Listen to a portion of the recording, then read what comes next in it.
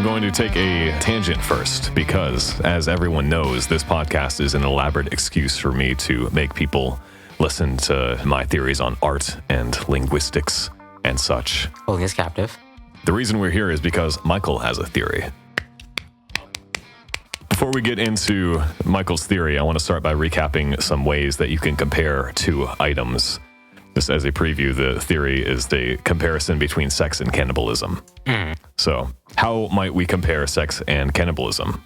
The first two ways of comparing two concepts have already shown up on our first episode with Jane, titled Lyric and Flow. Oh, yeah. The easiest, the one that takes the least commitment, is a simile, which is where you treat two unrelated things as similar.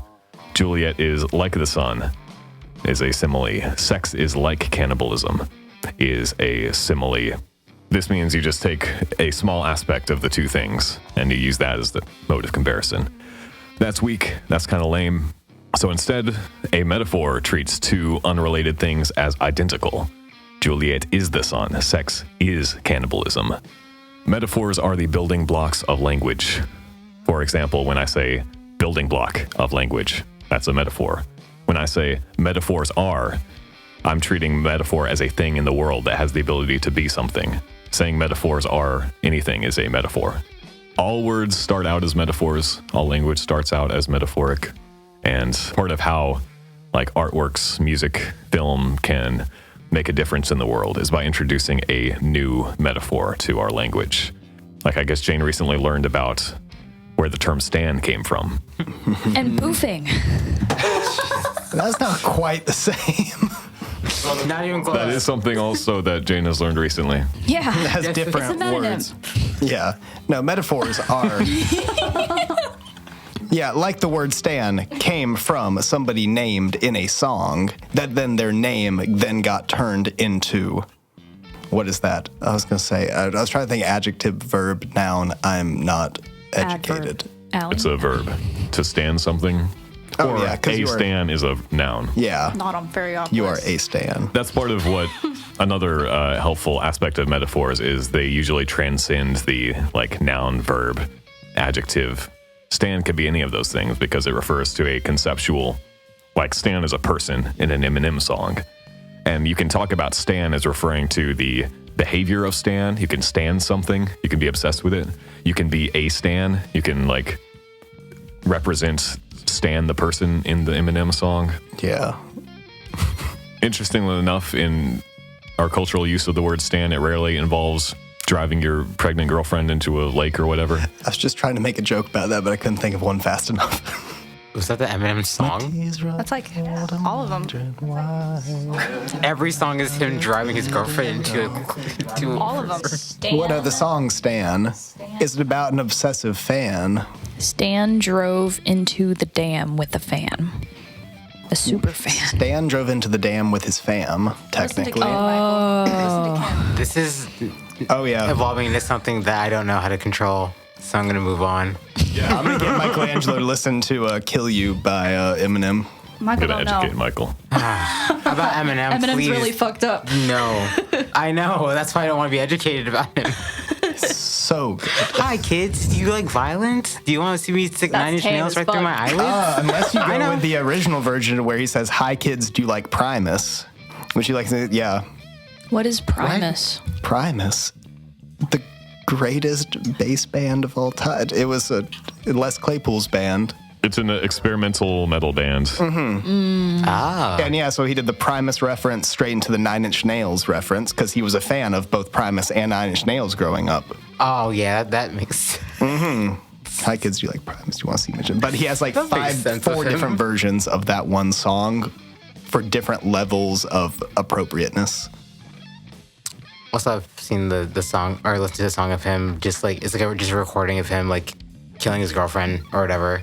Or his Which one? ex-girlfriend. I really song don't do you know like? if it's probably the first one he's ever made. It was a raw audio that I saw on YouTube that actually scared the fuck out of me when I was a kid. So I was like, this dude's actually fucked say. up. Yeah. And now I aspire to be like that, just a straight recording of an event happening, no music, just the action happening, and you He just likes hear talking it. about killing his parents.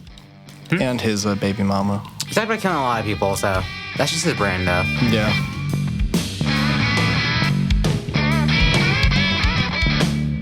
I have a question.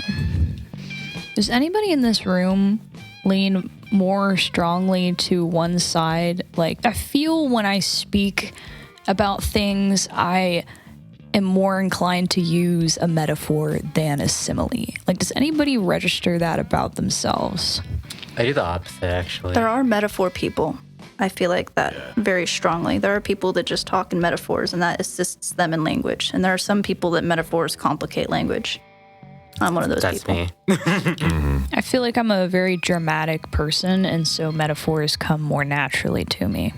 Or the language that metaphors use, because it's more, I don't know. I feel like I'm not very good at either when I'm speaking, but like lyrically, I tend to build songs around metaphors, but at least line by line, I think a good simile can really hit. Like a really out-of-pocket simile.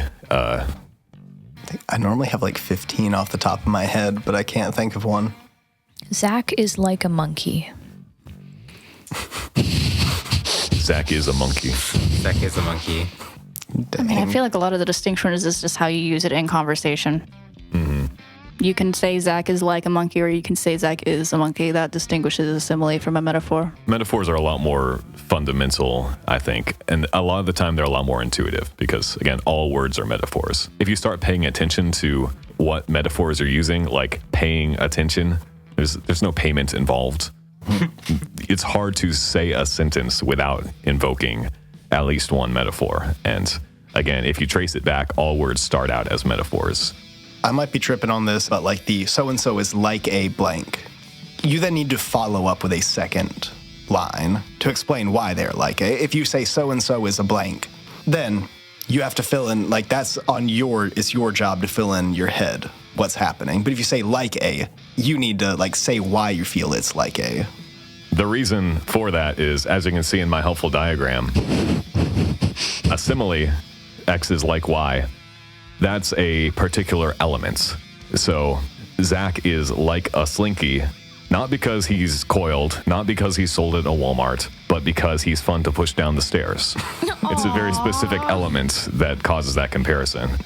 Whereas a metaphor, X is Y, it implies that all of these concepts map somehow, at least as far as the listener/reader is supposed to interpret.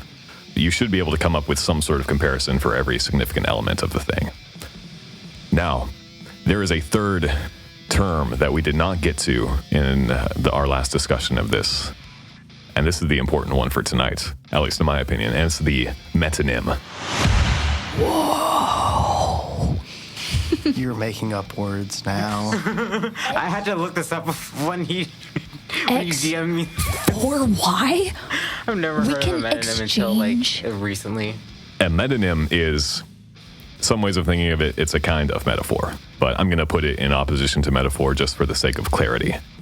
So a metaphor, you say X is Y. A metonym, you exchange two related things, so you substitute X for Y. Instead of a conceptual comparison, instead of like warfare roughly resembles disease in a set of ways, you take two things that are tangibly, causally connected. The beverage, champagne, it's named after the place where the beverage was created. That's one of the simple concepts. You exchange a place for a institution, a item. Like the textbook example you'll see every time you look up metonym is when somebody says Washington when they mean the U.S. government, or like D.C., or the White House when they mean the presidential administration. The Yeah. White House did this. The White House did nothing. It's a house. It just sat there. It's kind of dumb. It's like somehow even dumber than the presidential administration. One of the distinguishers between what a metonym is and what a metaphor is metonyms have generally the primary focal point of any conversation to be something else other than what the metonym is. Metaphors are persuasive. Metaphors persuade you to draw a connection between something, whereas metonyms are more like your brain's going to use recall cues to figure out what you're talking about. When we say the White House, The point of the conversation isn't to draw a connection between the White House and the government as much as you're supposed to sort of already be able to do that in the background to get to the point of what the actual subject is.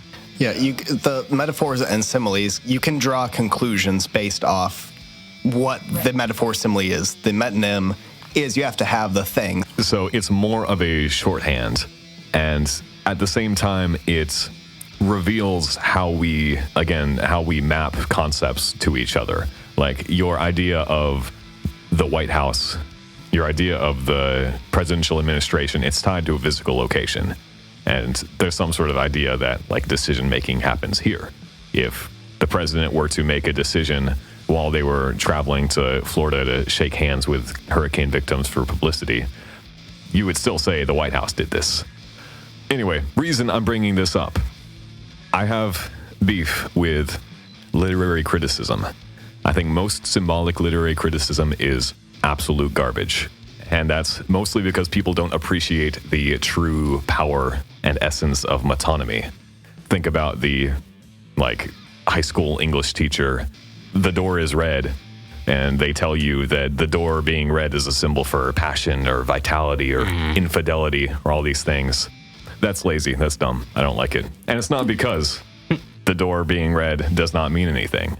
Even if the author just made it red, anything that's written down, anything in a piece of art means whatever you want it to, because art is subjective. Yeah. Symbols are by definition arbitrary. Words are symbols. There's no real relationship between a word and the object, only a metaphorical relationship.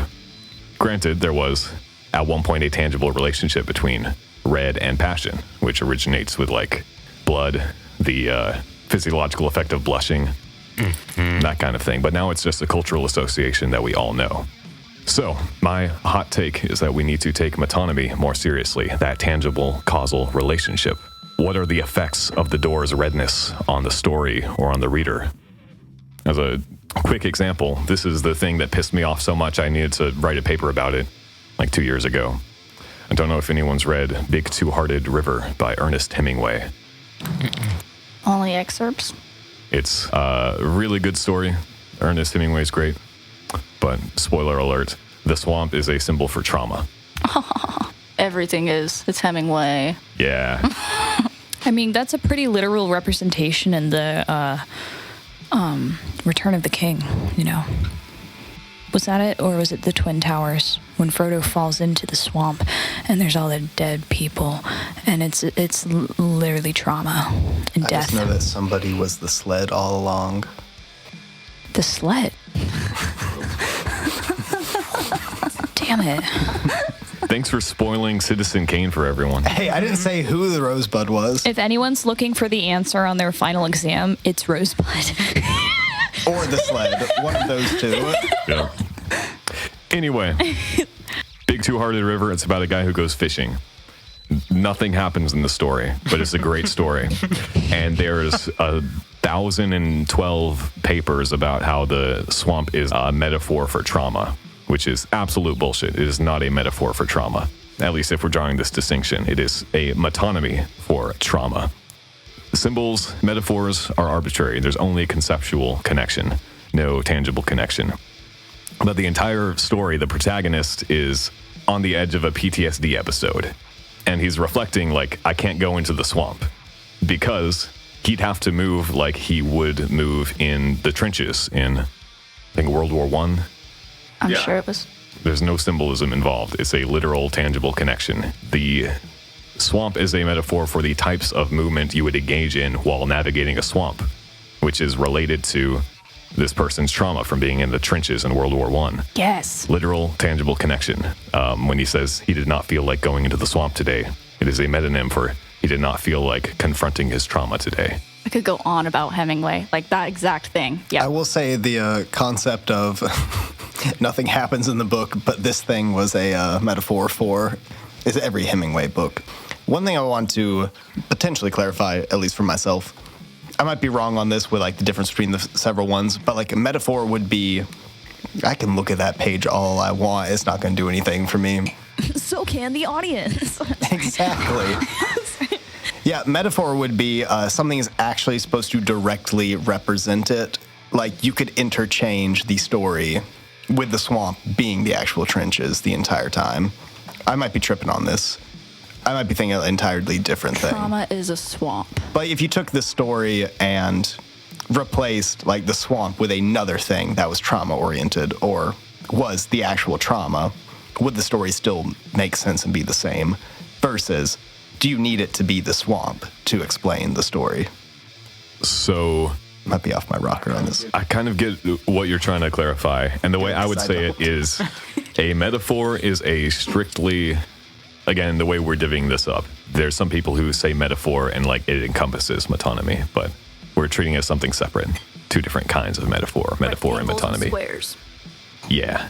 A metaphor is a theoretical, conceptual connection. These two things resemble each other. They represent each other. A metonymy is a causal connection. These two things are related to each other through actual events. Like the event of going into the swamp would literally trigger a traumatic episode. It's not a metaphor. It doesn't look like trauma. I feel like there's like a fundamental thing that's not being communicated that I feel like needs, like, if you don't understand the difference between like a metaphor and a metonym, like the Hemingway example will not make sense, especially if you hadn't read it. But like, for example, like a metaphor is you're comparing two things that have no relation to each other, and you are enticing whoever it is you're trying to make the point to draw correlations. A metonym is a little bit different in the way that there is a correlation that you can probably already interpret. Yeah, I do feel I just worded my thing very poorly, but from hearing both those, I think that's what I was sort of getting at, but that does clarify. The metonym in Hemingway, the reason why it's a metonym is because a lot of people say that Hemingway is talking about trauma when literally, like, the way that he writes is like a stream of conscience. Like, he is not healed. He is actively traumatized, and he is actively engaged when he's talking about things. So when he's talking about the swamp, it's a metonym because this is something that he actually knows as it's a traumatic experience. It doesn't resemble trauma. It's triggering an actual PTSD episode. Yeah. Okay, that works. I've only read 2 Hemingway books, and that's all that I'm probably going to read for another several years. You should read his short stories instead. I would like that. It's much more digestible in short story form because, again, very little happens in Hemingway, but there's a lot you can think about because there's no grand symbolism or anything. It's mostly people just doing day-to-day activities, actively avoiding thinking about anything that matters. Yeah. Weren't we talking about cannibalism? Are we ready? Hemingway's a cannibal. I feel this is all the lead into this.